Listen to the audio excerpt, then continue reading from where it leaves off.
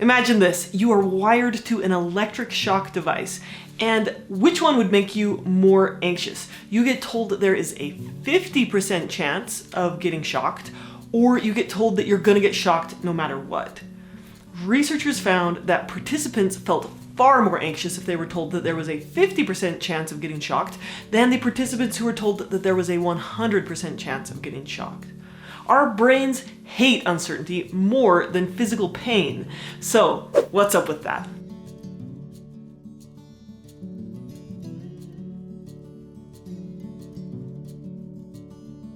When we aren't certain what will happen, our nervous system perceives that uncertainty as a potential threat that we could maybe do something about.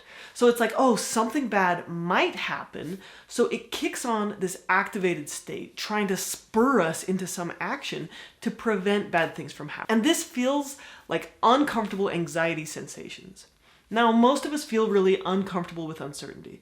So, for example, how do you feel in these situations? Will this relationship work out? Or should I leave before I get hurt? This world feels out of control. Should I bother with a college degree? Should I invest money in the stock market? Should I buy a house? Or how about this? Should I apply for that job if I might not be qualified and I get rejected?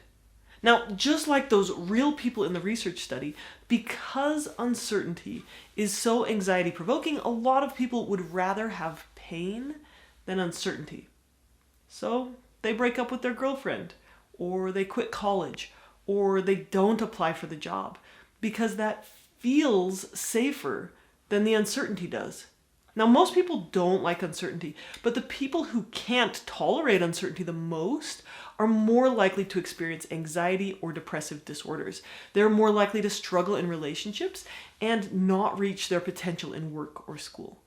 But here's the thing, it's not actually uncertainty that's the problem. It's our attempts to avoid uncertainty that usually interfere with our lives. We love certainty to such an extreme degree that we often self-sabotage instead of tolerating the uncertainty. We would rather fail than risk success because risking success comes with uncomfortable feelings of anxiety. So we quit a sport if we're not sure if we'll be good at it. Or you never ask her out because you're uncertain if she'll say yes. Or you break up with him before he breaks up with you. If we're afraid of being fired, we quit. Or we don't give our best efforts, so we don't feel invested. And then we can just tell ourselves, oh, well, I never really liked that job anyway. Right? We never really commit in an attempt to protect ourselves from feeling hurt later. But by never committing, we remove the uncertainty of success and we guarantee the certainty of failure. Our nervous system prefers a familiar hell over an unfamiliar heaven. And we are all experts at doing mental gymnastics to try and prevent disappointment and uncertainty. So have you ever said anything like this? I'd rather expect the worst and have something good happen than expect the best or hope for the best and be disappointed. This is an attempt to control uncertainty. But it also shuts down our options. If we expect the worst, we will miss out on a lot of opportunities, like asking that girl out, or putting our whole heart into a tryout, or giving our all in a relationship or in our job. And there's like a bunch of other mental backbends we do.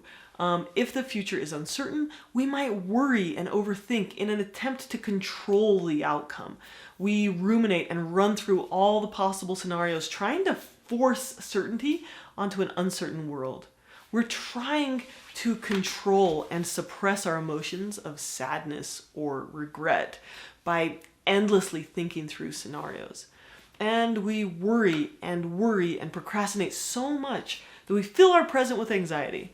And if we never commit to an uncertain course, we eventually sabotage our future too. So let's talk about other forms of self-sabotaging, uncertainty-avoiding things that we do. So the first one, reassurance seeking, micromanaging, over-checking, procrastinating. Like procrastinating is an attempt to wait to make a decision until you have all the facts or you have all the control that you need. It's like saying, oh, I'm not gonna try until I know for sure that there's gonna be a payout. So these are all like a bunch of weird mental strategies we use to avoid uncertainty. But the thing is, uncertainty was never the problem. It's all the stuff that we do to try to make uncertainty go away. That's what makes us sick. So just go ahead and comment below. What are some of the things you do to avoid uncertainty? And what have you missed out on in an attempt to kind of protect yourself from being hurt? Now, the cool thing is you can develop the skill of accepting uncertainty, of creating space for it in your life so that you stop self-sabotaging. And this, like when we stop doing all these mental backbends to avoid uncertainty, it actually can decrease your depression and anxiety and lead to you taking risks that actually lead to more success. So how do we do it? On a practical level, how do we get better at handling uncertainty? You can create internal certainty around uncertainty by, number one, like just being honest. Life is uncertain, and you are certain there is nothing you can do about that. Uncertainty is part of living a quality life. Uncertainty is part of loving, caring, striving, competing, trying. It's an essential part of the best sports or the most exciting games. Uncertainty is essential to creativity, to relationships, to productivity. Not to mention the best hobbies like rock climbing and gardening. And I say that because I'm never certain if what I plant is going to grow. So stop resisting reality and stop trying to force your feelings to go away. And instead, let's create room to hold those feelings while we strive for the life that we dream of. I recently read an example of this in the New York Times. So this woman said, a close friend's daughter was getting married during the pandemic. We can't invite our friends to the wedding in order to keep it small and safe, my pal told me. But she did invite friends, I learned from a Facebook post, just not me. Feeling humiliated, I initially kept quiet, but being together grew awkward and I sensed a growing distance. And when I tried to discuss the widening rift, she called a pause in our relations by text and stopped reaching out for a year. My first thought was to consider the friendship ended. Something in her tone felt so final, like a breakup, case closed. But after a time, I asked myself if I really knew what had happened and what she had meant by excluding me. Perhaps there was more to the story. Despite my hurt, I tried to keep the problem and my own mind open. I discovered what Rebecca Solnit calls the spaciousness of uncertainty, a realm of possibility. When at last my friend broke her silence by text, I was ready to reconnect and move forward, even if I couldn't get an answer to all of my questions. Meeting her rejection with unsureness gave me perspective and courage not to shun her in turn. In our craving for certainty, we often cut off the things we actually care about. It would have been easier for this woman mentally to just break up with her friend than to hold that space for uncertainty. But she would have lost that friendship forever. In order to live a happy life, we have to stop trying to create a sense of safety that demands on controlling outside circumstances or controlling them mentally, right? Cutting ourselves off from them. And instead, we need to do step 2, which is strengthen our internal sense of safety. So if uncertainty is perceived danger, the antidote is internal safety. Remind yourself that you can handle having feelings. You get really good at having feelings. So instead of putting all your energy into resisting uncertainty, put your energy into building internal resilience. So let's say, for example, if you're uncertain about an upcoming trip, if you're anxious about it, if you're worried that it's going to be a stressful disaster, after a reasonable amount of planning, stop trying to predict everything. Stop trying to control everything to make sure that it goes perfectly. Instead, you could foster internal beliefs like, oh, even if things don't go perfectly, I can get through it. It's only a couple days. It might be uncomfortable, but it won't be the end of the world.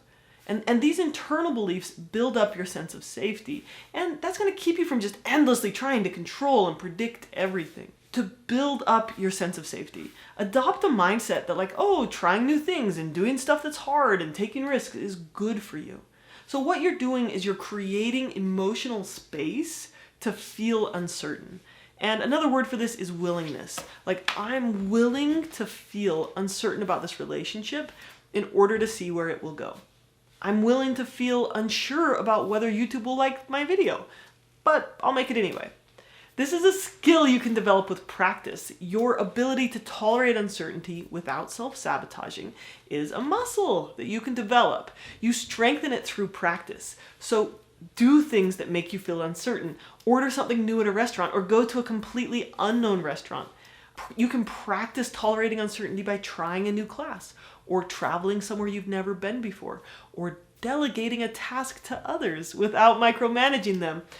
You could try an activity that you've been avoiding, like karaoke or dancing or improv. You could talk to someone you don't know or go hang out with a group of people you don't know. Wear a type of clothing that you don't normally wear. And as you do these things, don't focus on the emotion because you're probably gonna feel some discomfort. Focus instead on the experience. Did you learn something new? What did this experiment do for your confidence? Right? Like, what did you learn from this? Did you strengthen your sense of self? With all forms of exposure therapy, gradual repetition is the key to real success. So just keep putting yourself in uncertain situations over and over and practice like creating more emotional space to handle that anxiety instead of trying to control and manage and predict and cut yourself off from failure. And the more you do this, the better you'll get at it. Like that emotional muscle will get stronger. You are worth investing time and energy in building up your capacity to handle tough stuff. And if you'd like to work with a therapist to build up those skills at facing uncertainty, may I recommend BetterHelp? BetterHelp is an online therapy provider. They'll connect you with a licensed professional therapist from the comfort of your own home. You can meet with them on your phone or on your computer, and they'll help you find healthier ways to manage all of the big uncertainties that come with life. So for 10% off your first month, check out the link in the description. Okay, step 3, stop ruminating and take some dang action. Our brains are so big, they are our best defense mechanism, but they get in the way when we constantly analyze and overthink and ruminate over every problem or every possible situation. So if you're not sure about your future in the job market, channel that anxious energy into taking some classes or getting certified in something new. Channel the emotionally activated energy of anxiety toward movement. So you take some action, you create some new opportunities. And I'm not saying like frantically run amok. I'm saying like intentionally. Say, oh, I feel nervous about my prospects at this job. Okay, I'm gonna make some new network connections. I'm gonna, build up some new skills, get some new certificates. If you want to be happy, you have to be willing to invest in life. You have to be willing to commit even when you're not certain. Life is uncertain. You can choose to struggle against that and self-sabotage in order to create a sense of certainty, or you can go out and plant the tree, even if you won't be there to watch it grow up. You're still making the world a better place. So, on a practical level, what do we do? It can be really helpful to write these things down. You can start with the locus of control exercise, which I talk about all the time. You take a piece of paper, you draw a line down the middle, you divide it into two sides. What can't I control? What can I control? And then you ask yourself, what do I really care about? What good can I do? How can I educate myself? And you just spend less time on the things you can't control and more energy on the things you can control. I would also say watch less media about things that are far from you. When you get caught up in the things that you can't control, just write them down and then redirect your attention to what you can control and then take some dang action. Now, this is a skill you can get good at. You got this. As you build your capacity to handle uncertainty, you're going to make better choices that lead to better outcomes. You'll stop blowing up relationships, you'll stop self-sabotaging, and you'll be more willing to take risks with rewards. And in the long run, you'll be healthier and happier. Okay, if you'd like to learn more skills for working through big, uncomfortable emotions in a healthy way, check out my online course, How to Process Emotions. The link is in the description below. Okay, thank you for watching, and take care.